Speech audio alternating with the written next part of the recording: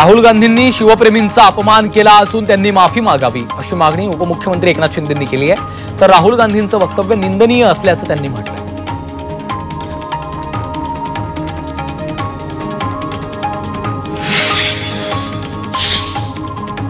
राहुल गांधी यांनी शिवजयंतीच्या शुभेच्छा देताना श्रद्धांजली शब्दाचा वापर केलाय, त्यावरून भाजप आक्रमक झाली आहे। राहुल गांधींनी माफी मागावी आणि पोस्ट डिलीट करावी, अन्यथा कायदेशीर कारवाईचा इशारा भाजपचे आमदार अतुल भातखळकर यांनी दिलाय। शरद पवार संजय राऊत उद्या एकाच व्यासपीठावर येणार आहे। संसद भवन ते सेंट्रल विस्टा या पुस्तकाचं प्रकाशन करणार आहेत। संजय राऊतांनी पवारांवर टीका केल्यानंतर ते पहिल्यांदाच एकत्र येत आहेत। यावेळी शिवराज पाटील चाकूरकरही उपस्थित राहणार आहेत।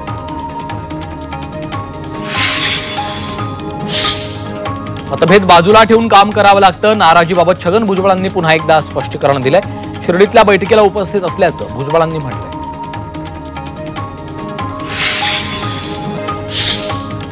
दिल्लीचा नवा मुख्यमंत्री म्हणून रेखा गुप्ता यांच्या नावाची घोषणा केली आहे। भाजपने मुख्यमंत्री पदासाठी एका महिलेला संधी दिली आहे। भाजप आमदार आणि पर्यवेक्षकांची आज बैठक पार पडली।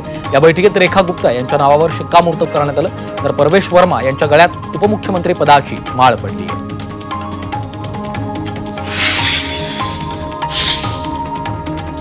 अमरावतीमध्ये जीबीएसचा रुग्ण आढळलेला आहे। पुण्याहून अमरावतीला दाखल झालेल्या रुग्णाला जीबीएसची लागण झाली आहे। या रुग्णावर जिल्हा सामान्य रुग्णालयात उपचार सुरू आहेत। त्याची प्रकृती चिंताजनक असून त्याला आयसीयू मध्ये दाखल केलंय। 12 दिवसांपूर्वी हा रुग्ण पुण्याहून अमरावतीमध्ये आला होता।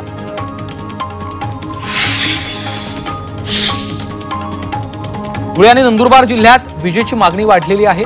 फेब्रुवारी महिन्यात तापमानाचा पारा 35 अंशांवर गेलाय। विजेच्या मागणीतही वाढ झाल्यानं घराचं लाईट बिल वाढणार आहे। त्यातच वेळेवर बिल न भरणाऱ्या ग्राहकांची वीज कापली जाणार आहे।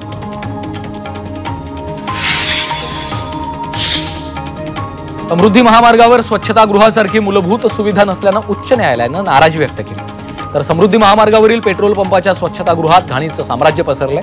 त्यामुळे तेल कंपन्या केवळ व्यवसायाचा विचार करतात, जनसुविधेची काळजी घेत नाहीत अशा शब्दात न्यायालयानं फटकारलेलं आहे।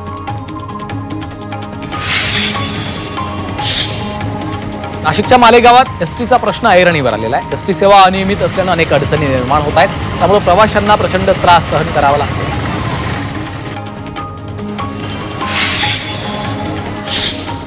नंदुरबार जिल्ह्यात मजूर मिळत नसल्यामुळे विहिरींची कामं रखडली आहेत। जिल्ह्यात रोजगार हमी योजनेअंतर्गत 3500 सिंचन विहिरींना मान्यता देण्यात आली आहे। मात्र मजूर नसल्यानं शेकडो विहिरींची कामं रखडली आहेत। त्यामुळे शेतकरी अडचणीत आहेत।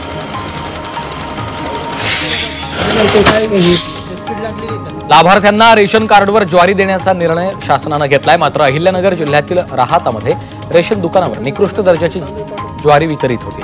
अनेक वर्ष साठवून ठेवलेली ज्वारी असल्यानं त्यात किडे पडले, त्यामुळे नागरिकांनी नाराजी व्यक्त केली आहे।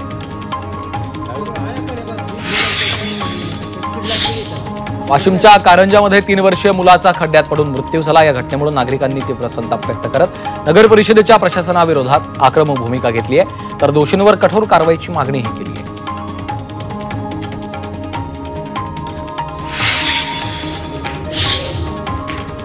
सीसीआयचं कापूस खरेदीचं टार्गेट पूर्ण झाल्याची माहिती राज्यमंत्री पंकज भोयर यांनी दिली। सीसीआयनं 11 फेब्रुवारीपासून सॉफ्टवेअर आणि बिलिंग यंत्रणेत तांत्रिक बिघाड झाल्याचं सांगून कापूस खरेदी बंद केली आहे। त्यामुळे कापूस उत्पादक शेतकरी अडचणीत सापडलाय। मात्र कापूस खरेदीचं टार्गेट पूर्ण झाल्याचं स्पष्टीकरण पंकज भोयर यांनी दिलंय।